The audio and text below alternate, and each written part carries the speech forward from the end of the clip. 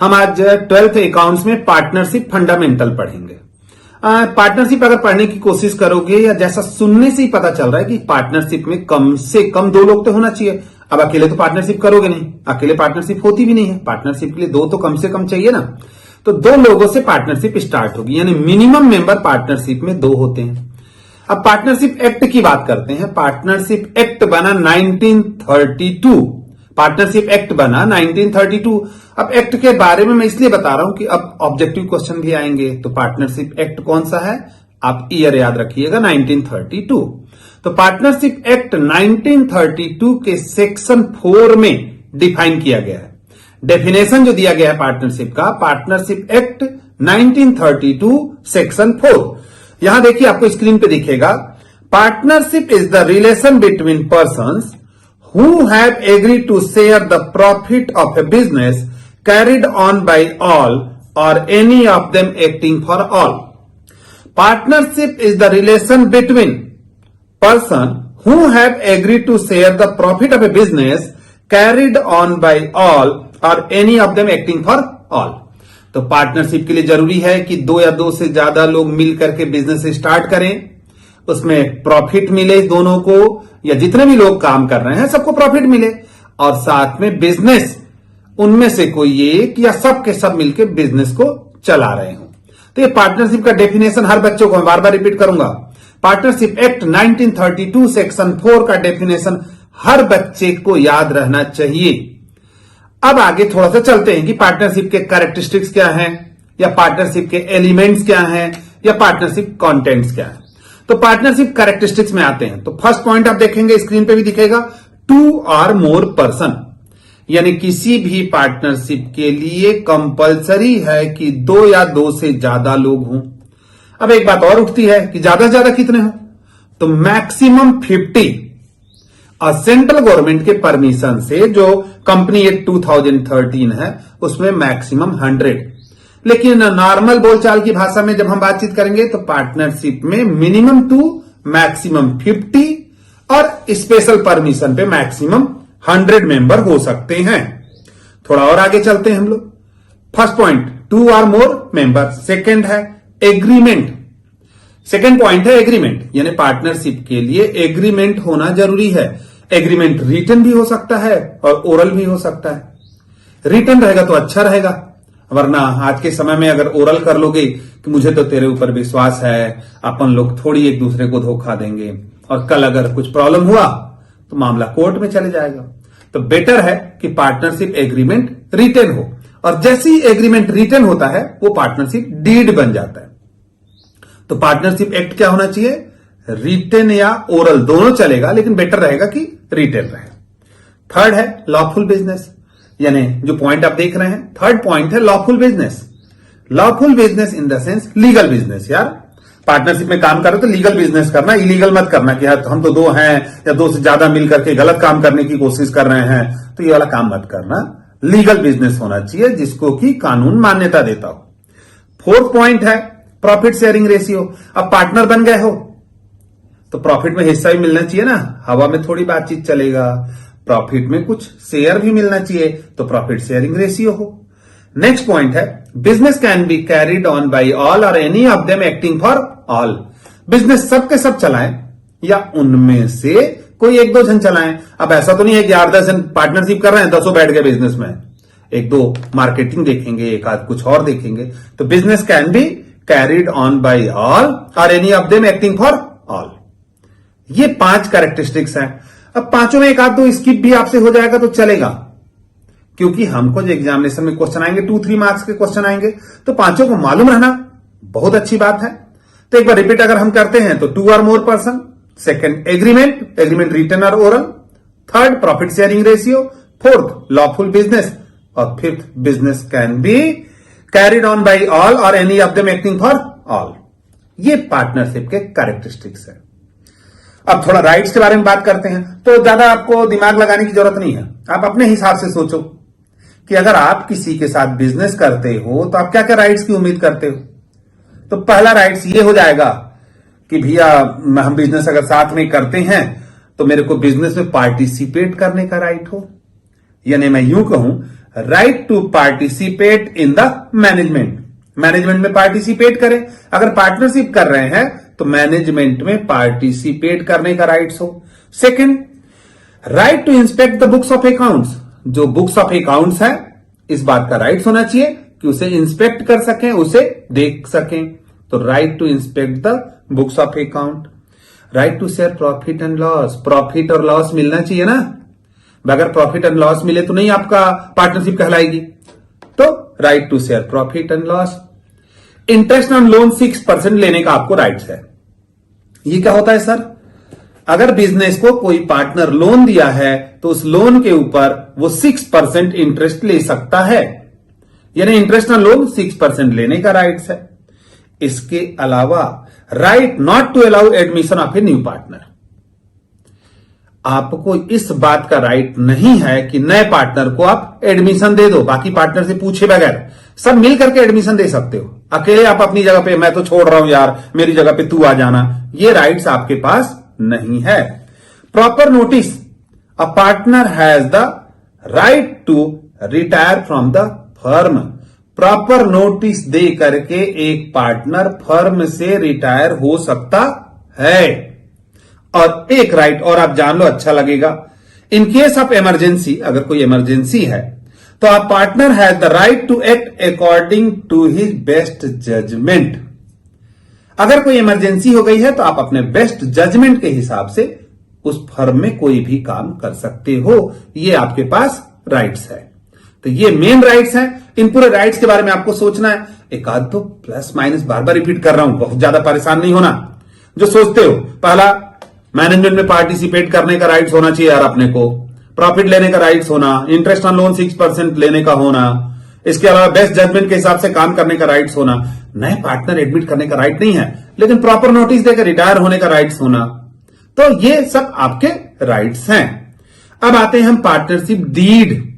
तो जब partnership agreement written होता है, this written document known as partnership deed, जब कभी कोई डीड लिखी जाती है, जब कोई एग्रीमेंट लिखा जाता है, वो पार्टनरशिप डीड बन जाता है। यानी कि this written document known as partnership deed. अब पार्टनरशिप डीड में हम क्या क्या लिखते हैं, पार्टनरशिप डीड में क्या आना चाहिए, उस बारे में हम आगे बात करेंगे। तो पार्टनरशिप डीड में क्या क्या होना चाहिए? सबसे पहले name and address of partner, name and address of firm, principal place of business, यानी बिजनेस अपन कहां चालू करेंगे, किस जगह अपना हेड ऑफिस होगा, नेचर ऑफ बिजनेस, बिजनेस किस टाइप का होगा, रेस्टोरेंट बिजनेस खोलना है कि फैशन डिजाइनिंग का खोलना है कि इंटीरियर का कि ऑटोमोबाइल का, यानी nature of business. Capital contribution, हबे तू कितना कैपिटल लगाएगा, तू कितना कैपिटल लगाएगा, तो capital contribution. Interest on capital, उस कैपिटल कंट्रीब्यूशन पे कितना इंटरेस्ट लगेगा। अच्छा, जरूरत पड़ेगी तो हम लोग ड्राइंग कितना करेंगे, यानी बिजनेस से घर के लिए कितना निकालेंगे, यानी ड्राइंग। इंटरेस्ट ऑन ड्राइंग, कहां बैंक अकाउंट खोलेंगे, किस में खोलेंगे, किस डेट में बिजनेस स्टार्ट करेंगे, कहां जब किसी का डेथ होगा तो क्या रूल्स रेगुलेशन होंगे, किसी को एडमिशन करना होगा तो क्या रूल्स रेगुलेशन होगा, एसेट्स का वैल्यूएशन कैसे करेंगे, सेटलमेंट ऑफ अकाउंट कैसे करेंगे। तेरा राइट्स क्या रहेगा रे, rights and duties of partner, किस पार्टनर को हम लोग सैलरी देंगे या रेमुनरेशन देंगे, कितने साल के लिए पार्टनरशिप चालू कर रहे हैं, ड्यूरेशन ऑफ पार्टनरशिप। यानी मैं ये कहना चाह रहा हूं कि पार्टनरशिप डीड में आपके मन में जो जो बातें आती हैं वो सब लिखना है, सब चीज लिखना है कि प्रॉफिट शेयरिंग रेशियो क्या होगा, तू कितना प्रॉफिट लेगा रे, मैं कितना लूंगा, इंटरेस्ट ऑन ड्राइंग क्या होगा, इंटरेस्ट ऑन कैपिटल क्या होगा, तू कितना कैपिटल लगाएगा रे, कैपिटल कंट्रीब्यूशन क्या होगा, नेचर ऑफ बिजनेस क्या होगा, नेम एंड एड्रेस क्या होगा, प्लेस ऑफ बिजनेस क्या होगा, कॉमेंसमेंट डेट क्या होगा। यानी तेरे बर्थडे के दिन चालू करेंगे कि 1 जनवरी को बिजनेस चालू करेंगे कि दिवाली के समय चालू करेंगे, यानी हर इंफॉर्मेशन, यहां तक कि लोग ना बैंक कौन सा ऑपरेट करते हैं वो भी डिस्कस करते हैं, वो भी लिखते हैं कि मैं पार्टनरशिप में सिर्फ पंजाब नेशनल बैंक में अकाउंट खोलेंगे या एसबीआई में खोलेंगे या एचडीएफसी में, तो जो पसंद होता है उस हिसाब से उसका भी डिस्कशन होता है। आर्बिट्रेशन क्लास भी होता है, झगड़ा होगा तो हम लोग पंच के सामने जाएंगे कि नहीं जाएंगे, ये पूरी बातें पार्टनरशिप डीड में लिखी जाती हैं और आप भी लिखवा लेना। अगर मान लो पार्टनरशिप डीड में आप नहीं बना रहे हो, नहीं लिख रहे हो, बड़ा प्यार मोहब्बत है कि अरे यार अपन लोग के बीच में झगड़ा थोड़ी होगा, अपन लोग बड़ी मोहब्बत से रहते हैं, अपने बीच झगड़ा हो ही नहीं सकता। अगर इस तरह की बातें आपके दिमाग में आ रही है और आपने बगैर पार्टनरशिप डीड के बिजनेस चालू कर दिया, तो ध्यान रखना मेरे दोस्त, तब अगर कोई प्रॉब्लम होगा तो जो डिसीजन आएगा, rules applicable without partnership deed. आपने पार्टनरशिप डीड नहीं बनाया तो कौन कौन सा रूल्स लगेगा? Rules applicable without partnership deed. अगर आपने पार्टनरशिप डीड नहीं बनाया तो पहला रूल्स लगेगा, नो इंटरेस्ट ऑन कैपिटल।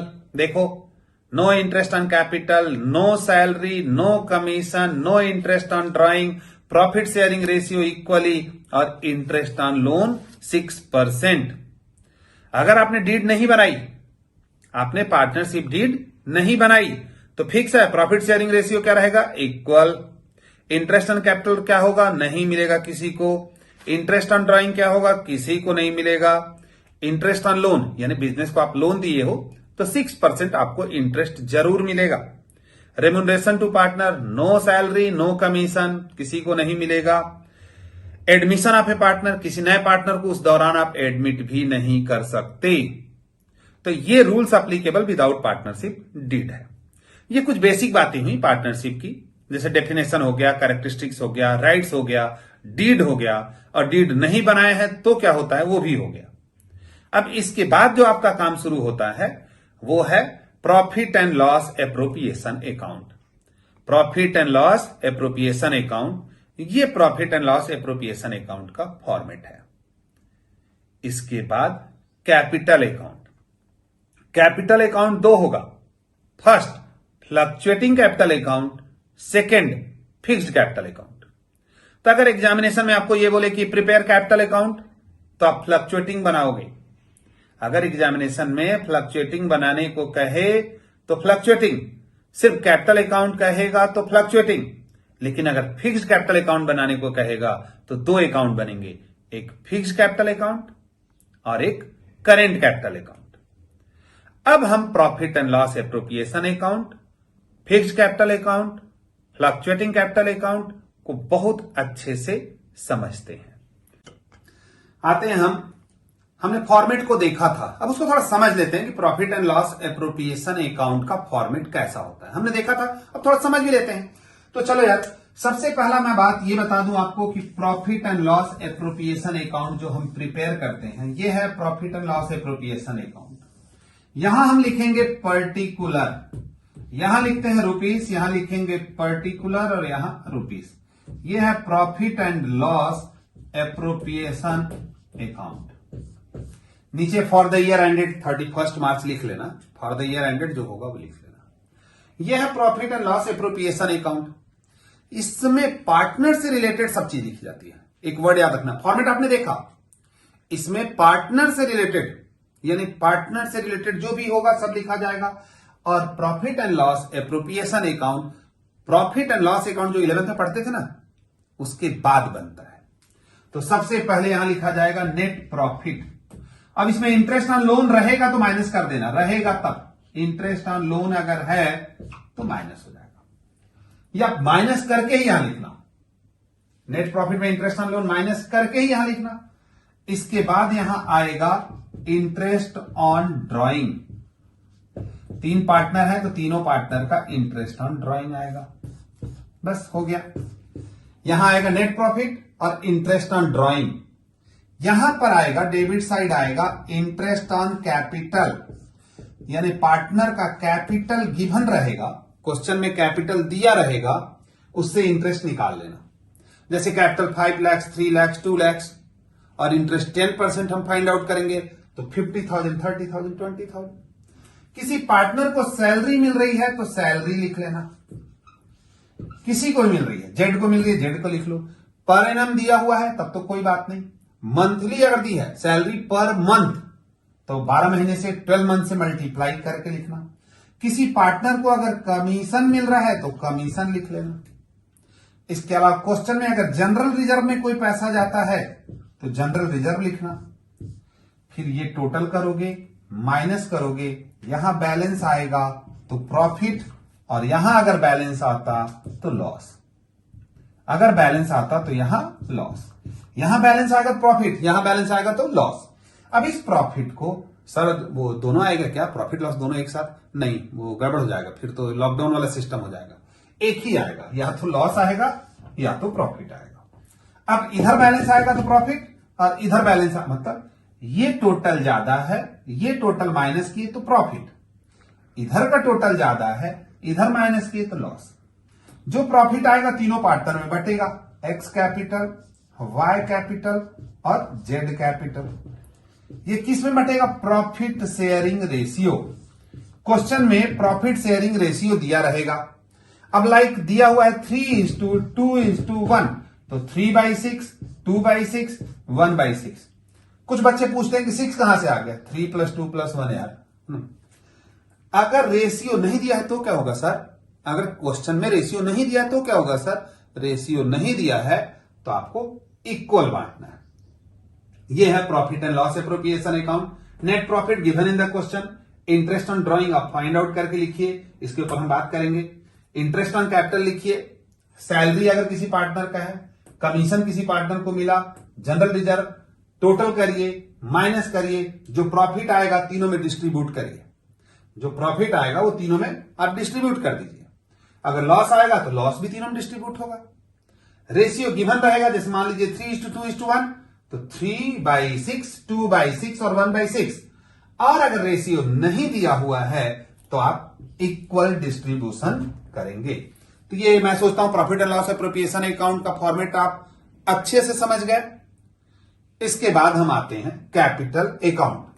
अब कैपिटल अकाउंट में अगर एग्जामिनेशन में बोलेगा तो कैपिटल अकाउंट जो बनेगा उसको देखिएगा। इसको हम पहले तो कैपिटल अकाउंट जो बनेगा या तो फ्लक्चुएटिंग कैपिटल अकाउंट बनेगा या फिक्स कैपिटल अकाउंट बनेगा। अगर आपको फॉर्मेट तो आपने देखा ही है, फिर भी मैं उसे समझाने की कोशिश कर रहा हूं। अगर एग्जामिनेशन में कुछ नहीं बोला है तो हम फ्लक्चुएटिंग कैपिटल अकाउंट ही बनाते हैं। अगर एग्जामिनेशन में कुछ नहीं बोला है तो आप जो कैपिटल अकाउंट बनाएंगे वो फ्लक्चुएटिंग कैपिटल अकाउंट ही होगा।